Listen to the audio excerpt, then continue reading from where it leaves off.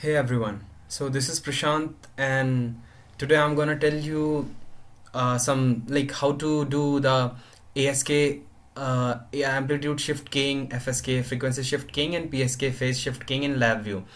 So I'm making this video to help my friends out who have their exams tomorrow, and if you have this in your curriculum, that this may help you also. So let's start. So you have your LabVIEW, just open it, double click on it and open it. That's very simple thing, so nothing much to tell here. So yeah, obviously you would be going for a new project, so select blank 6 as your project template. So it creates, like, it opens both these windows. So use Windows and right arrow key to place it on the right side and the other one on the left side. So you have your blank project space. So remember the steps. For ASK, I will be starting with ASK, then I will be making some small changes into the diagram, into the block parameters, and that will be PSK and it will become FSK. So let's start. So right click here, select for loop, create your for loop. This much is sufficient. Okay, then yeah, define for how many times you will run it. So generally let's create one constant for 4 times.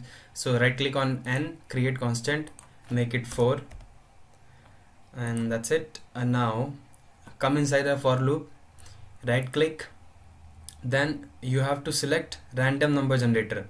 So random number generator is in, yeah, this one, numeric. And many times you will face that you are not able to find these exact things, blocks, whatever I am searching. So just use this search feature. This would be very much easier than looking for it again and again. So here you get random number 01. You just click or double click on it, you will exactly get there. You won't have to search a lot. So I have already taken random number here. Now next thing what I will take is greater than equal to symbol. So greater than equal to, I placed it here and it automatically connected, otherwise you have to connect it. So I will place it somewhat aside. So wait a minute, comparison greater than equal to, put it here, and then connect these two, and on the bottom one, for the greater than or equal to, create a constant, make it 0.5. So I will even explain you what's going on here, so you don't have to, if you see other video, there's one extra block what they're using, but we don't need that extra block. We can manage with only just one block of the greater than select and select operator, what I am going to just show now. So now select, now you have to get this select block, then bring it into the working area.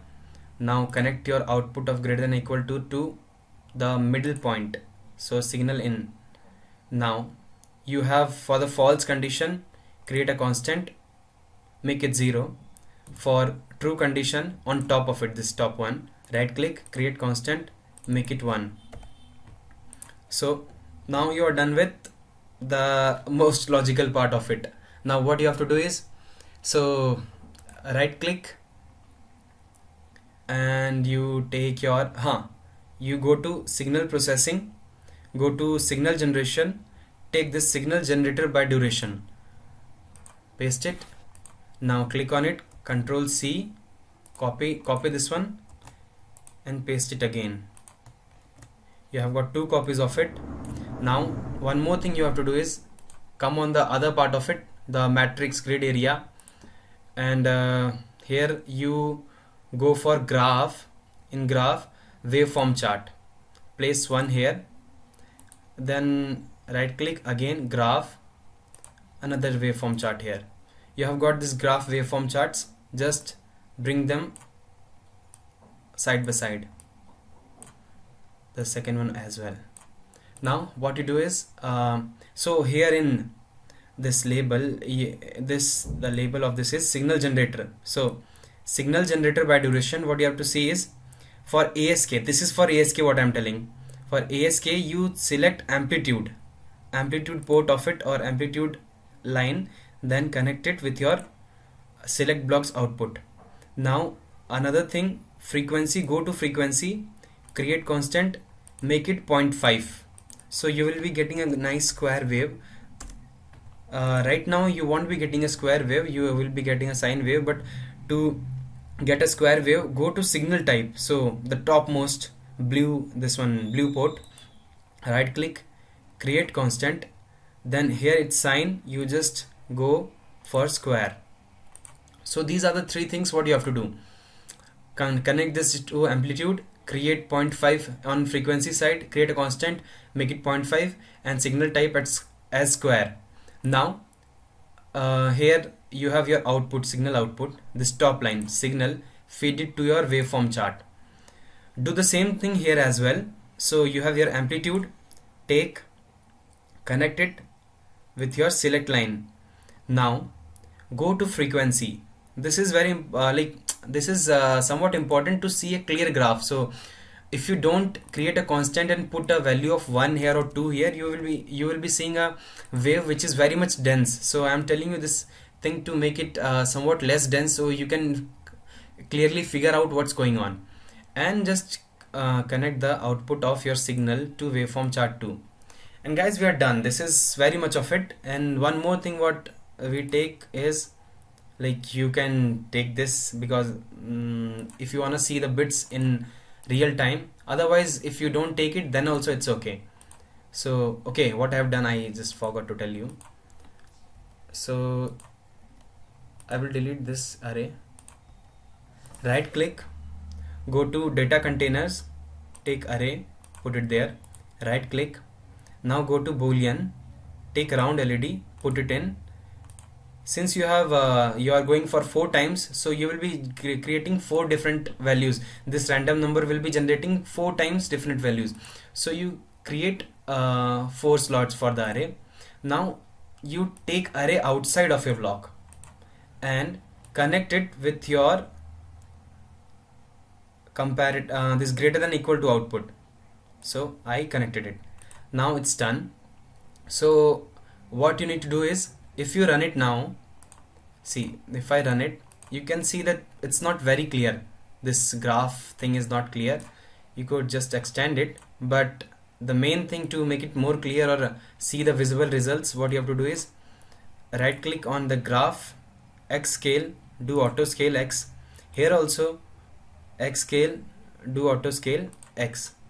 Now this is your output, what you wanted to see.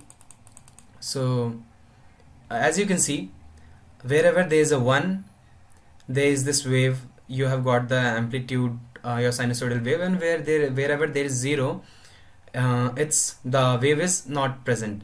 So if I just change it, you can see correspondingly what's happening here.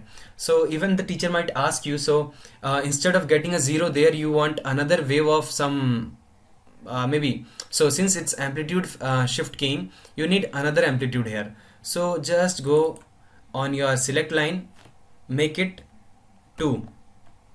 It will be greater than on 0 there will be a greater wave, on 1 there will be a smaller wave, smaller amplitude wave. So if you run it now, see, you can see wherever there is 0, smaller amplitude wave, there is 1, there is a bigger amplitude wave. So this is one variation what your teacher might ask. So this is it. In the next video I will show you how to modify the parameters to make it FSK or PSK. And one more thing guys, so accordingly whatever we are doing, what we are doing here is, this block is generating a random number 0 or 1 in every iteration. We are comparing it comparing this with 0.5.